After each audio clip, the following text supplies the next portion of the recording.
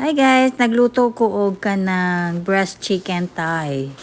Nya kani mao na siya oh. It looks good, right? Yeah. Nya kani mao ni atong unang buhaton. So ato siyang tanggalon og bukog kay naa may bukog ang thigh. So naapoy boneless pero ang among napalit naa siya kanang bones. So kana ato na siyang tanggalon kay ato man nag i-chop-chop good ang meat unya. So duha ra pud ka buok akong gigama kay para ra man pud niya nahuman naman pud ko pa ni hapon. So i-chop-chop nato na siya ana para dali ra pud ma-absorb ang kuan ang pag-marinate unya. Ano siya? So ato na siya kanina pong isa para kuan para rago pud niya. Unya kani ato na po ni marinate no. Unya kani ang atong gamiton is ang sibuyas dahunan, unya luya. Siya luya. So ato na siyang ibutang diha sa ibabaw para sa marinade nato. Butangan nato og asin. Butangan nato og rice cooking wine. Ano siya? Onja kani nga garlic powder. So optional na siya. Pwede po siya og garlic yun. Pero ang akong tigamit is powder kay mas dali ra siya mo absorb ang kuan lasa niya sa meat.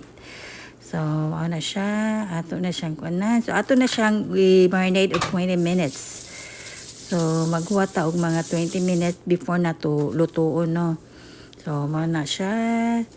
So nya kani mao ni ang sauce. So gagama ko og sauce. So ang una, syrup kukuing syrup na siya. Unya kanang light sauce. Ako ra po'y gagamaan na honey. Unya rice cooking wine. So mao na ako na siyang gi-mix. Unya karon ato na ni siyang lutuon.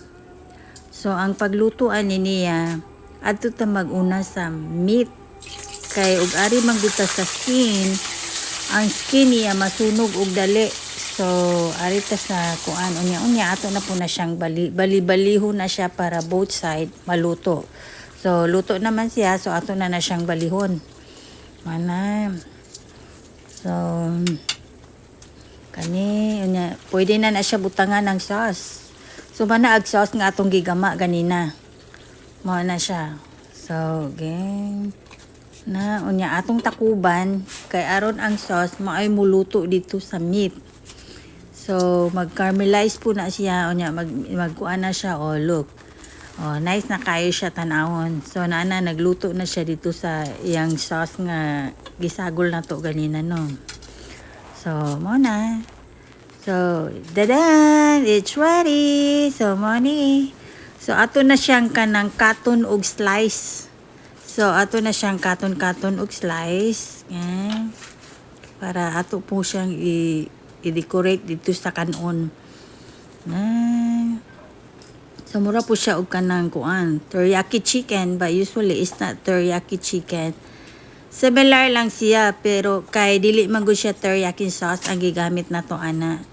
So it's mostly likely same pero mas tamis kaayo ang teriyaki chicken. So mo na siya, ato na siyang ipatong diha sa ibabaw. Patong na to. Mana, unya karon butangan nato sa sauce. Sauce kanina nga atong nakuan giluto niya. Kaya siya nice. Lami ba yapod siya? Tamis-tamis. Second time na nina ko nga luto. Unya skuda po kay ganahan man. Mana, nagpaluto otro. Thank you for watching.